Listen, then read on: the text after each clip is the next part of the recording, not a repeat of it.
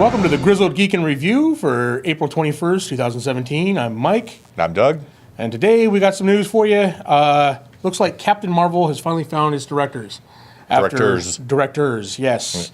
After going over the, all the awesome names on the short list, they went with somebody who wasn't even on that list.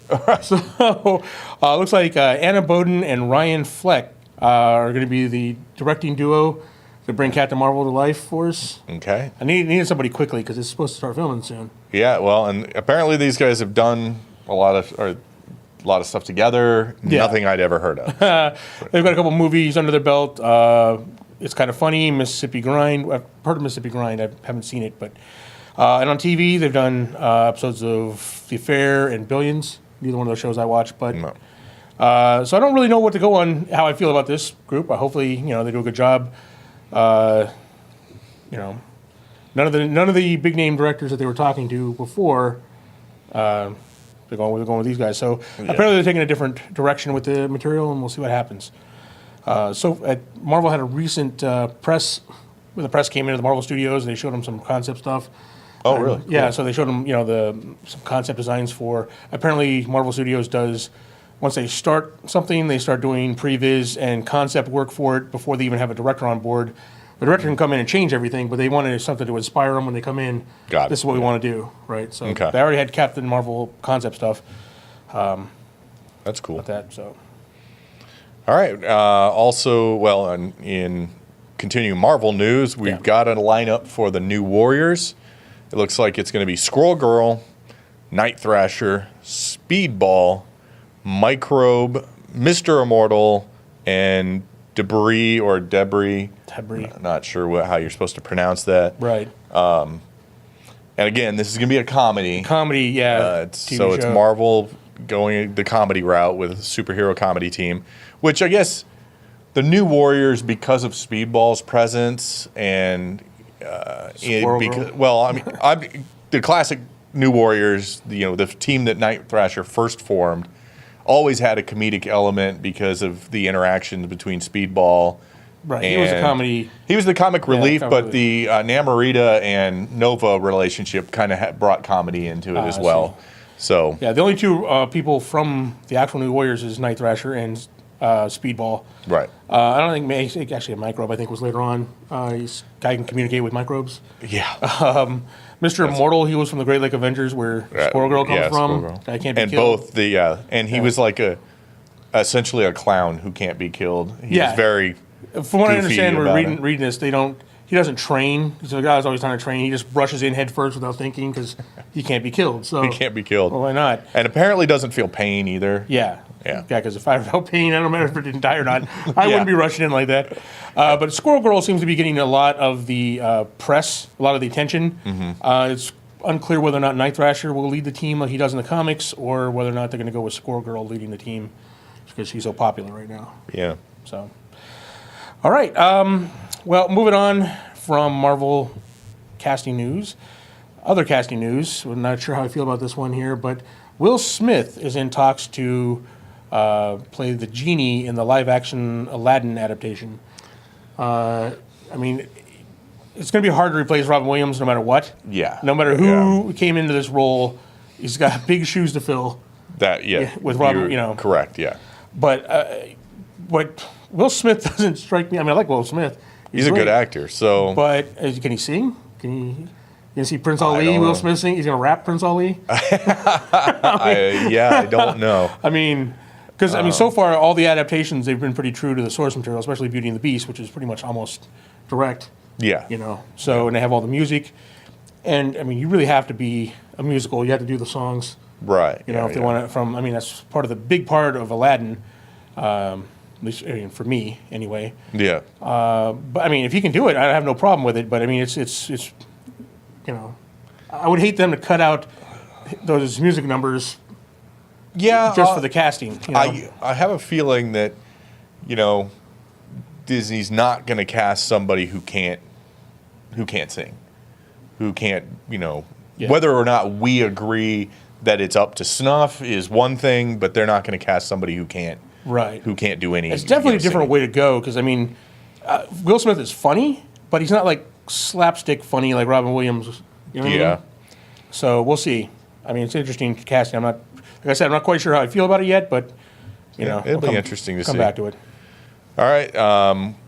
Cloak and Dagger trailer dropped. It did. It did. I liked it. It was. You didn't get a lot from it, but I did like the few displays of Dagger's powers we got. Yeah. The kids playing the two parts, of Tyrone and what? Tandy. Yeah.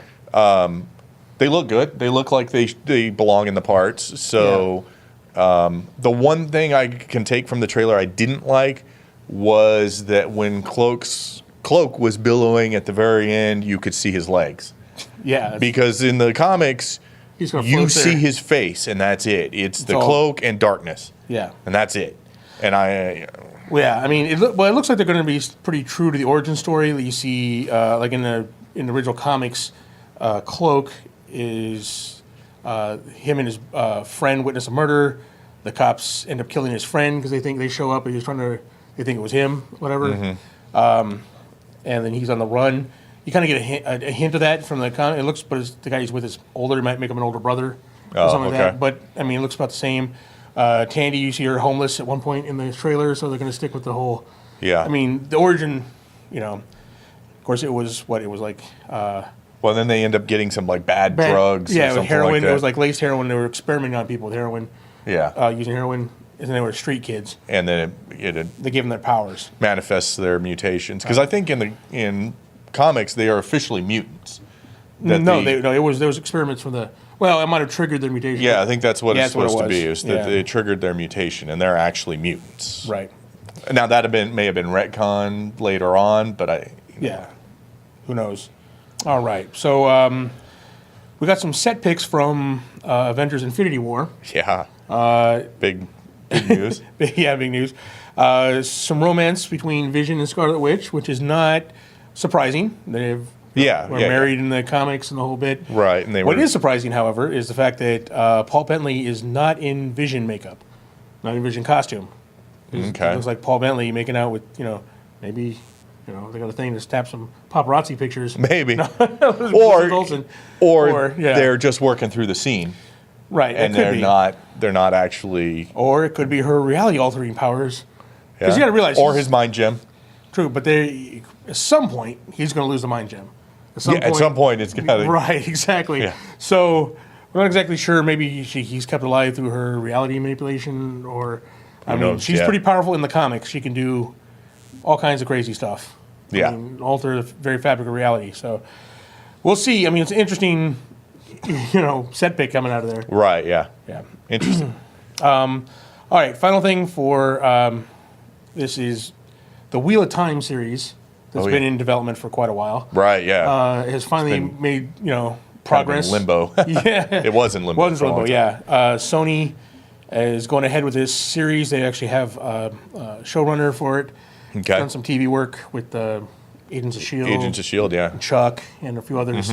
He's a writer, but he's, so it looks like they're moving forward. Right now, the next step is they're shopping around for different studios or TV. Yeah, a network to actually put it out. Now, with Game of Thrones winding down, Wheel of Time is going to be the next hot property. I'm sure they will have no problem landing it. Now, where they land is going to be the big issue. Whether they're going to go HBO with a big, budget kind of thing with Game of Thrones, or they could. The problem with HBO is this is not the kind of I don't want to say adult themed because it's a regular novel. It's not racy. Right, it's not racy. Really. No cussing, no nudity. Yeah, there's not no a lot. explicit sex stuff going on. Like Game of Thrones, but so it would be. It would probably be disappointing to the HBO audience in that sense. Right. So definitely won't go on Showtime. Yeah. Yeah. Probably not HBO, but maybe something, maybe like if AMC picked it up. Yeah. They're hitting it out of the park with their stuff, Yeah, something like that would be great. Yeah. Right. Yeah, and the next thing is going to be figuring out what do you cut to make it doable. Yeah. Can't do all 14 books, and each book doesn't lend itself to a season like a Game of Thrones does. Yeah, no, it does There's not. several. There's like 6 books right in the middle that. They're all happening at exactly the same time, pretty much. Yeah. So So it's weird. But I'm excited. I want to see it. I mean, no, I hope it happens. I hope they do it well. So one of my favorite series of books. So yeah, I like it more than Game of Thrones. I know that's not a popular opinion, but oh yeah, no, it's. I mean, I like Game of Thrones, but I like this more. All right. Okay, we're moving on then to comics. With the spoilers. Spoilers, yeah, spoilers. Pretty much all our comic comics. news is we just spoil comics for you. Yeah. You don't have to read them. Just come watch our show. We'll tell you about them. So in Batman number 21, we get the second appearance of the Reverse Flash, and apparently his final. We'll see. Remember how excited we were? He was back. He's back. He's back. I hope they do him right this time. Now he's dead. He's gone now. So apparently he shows up, kicks the crap out of Batman. Searches Batman, finds the comedian's pen, with a little blood spot on it, disappears in a blue flash, and then reappears a panel or two later, and he is half disintegrated, mumbles something about having seen God, and falls over dead. So while Batman's unconscious. So Batman's going to wake up and go, wow, I'm better than I thought I was. I was unconscious and I beat the Reverse Flash. There you go. It's awesome. I don't usually like to kill, though. But now, obvious speculation is that this is Dr. Manhattan's doing. Blue lightning. You don't see that? Yeah. With the speedster, with the Speed Force. Well, and it's connected to the pin and stuff like that. Yeah. So it's totally Dr. Manhattan. We're going to call it right now. I'm not if it's not, then it's just the dumbest swerve ever. Yeah, true. That's true. Having Dr. Manhattan be responsible for the New 52 or whatever the heck, the current Earth that they're on, whatever it is, I think is a bad idea. We'll see what becomes of it, but I just think the Watchmen in the regular DC universe is just not. I'm not on board with that whole idea. Yeah, Watchmen is definitely its own universe and needs to be. Right? Yeah, I don't want to see Rorschach and Batman interact. No, that would be awful. I don't want to see that. No, those characters work because they're in a world where there are no superpowers. Yeah. Right. I mean, that's part of the whole concept behind them. That's why Dr. Manhattan is so, Yeah, he's so unique. Yeah. So, not sure how I feel about it. We'll see how much of it they use. Mm-hmm. But yeah, I really don't want to see them pull those characters into the regular DC universe. Yeah, it's, I don't know where they're going with this. I mean, maybe they've got something cool up their sleeves, that has Dr. Manhattan and the Spectre interacting or something like that to save reality or some crap like that. But I'm not optimistic about it. Right. Okay. Well, we're gonna move on. Something a little bit different for game news today. You remember summer camp? We ever wanted to have one with maybe less dodgeball and wallet making and more sword fighting and that'd be cool. And role playing. Well, they have the Epic Nerds Summer Camp. This may be for you. It is taking place 2 sessions, one August 12th through 16th, and the second one August 16th through 20th at Island Lake Camp in Syracuse, Pennsylvania. Now, obviously, those of you who aren't living in Pennsylvania, this is quite a trip, but it sounds fun. It's about $500, $499 for each session. You can go for 1, 2, however you want. Includes 5 days, 4 nights, lodging and food. And they have a ton of stuff that they're doing. Some samples of the activities include arts and craft, where you can learn how to make chainmail, jewelry, stained glass, copper enameled, silkscreen, needlecraft, cosplay construction, leatherworking, and a whole bunch of other crafts. They have, let's see here, tabletop games. They have a circus area where you can do trapeze or, learn juggling or circus bike. They have LARPing. I mean, of course, a lot. Boffer games, pretty much like the big foam swords that they beat with. Swordplay, archery, horseback riding, pioneering, master the art of climbing walls, rappelling, and belaying.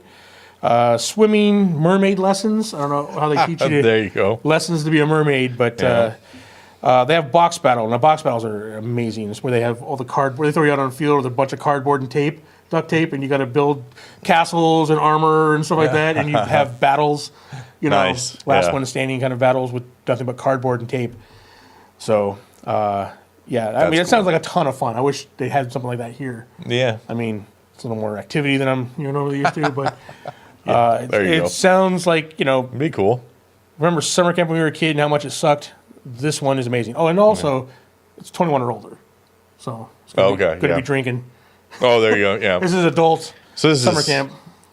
SCA for an extended period of time. That's right. Oh yeah. Society for Creative Anachronism. Right. They're going to have. They also reading their website. They're going to have on hand dungeon masters to run impromptu games. Ah, okay. And stuff like that. So at night you're going to be role playing. At day you're going to be beating each other with foam swords. Yeah. I mean, it sounds like a blast. We'll have all the information down below for if you're interested. And that about wraps it up. That's about all the news we have for this week. But make sure that you comment below if you've got anything news-wise we missed. Like and subscribe. And then keep in mind that, once again, the Grizzled Geek is sponsored by Altered Reality Games. Yep. We're going to be kickstarting a new game, Fight Dice Clubs, at the end of the month. I believe it's the 26th of April. Yeah. And it is should be going up on Prefundia very soon. Sweet. And we'll have links below to Altered Reality's website and more information on the game itself. Right. You can check out the Facebook page. We're going to be putting up a video on how to play. It's a fast-paced, simple, easy to learn, but addicting dice game. So something you can play while you're waiting to everybody to show up for your D&D game. Yeah. Yeah. So it's a great little game. Please check it out, and please join us next week where we bring you all the geek news. Thank you.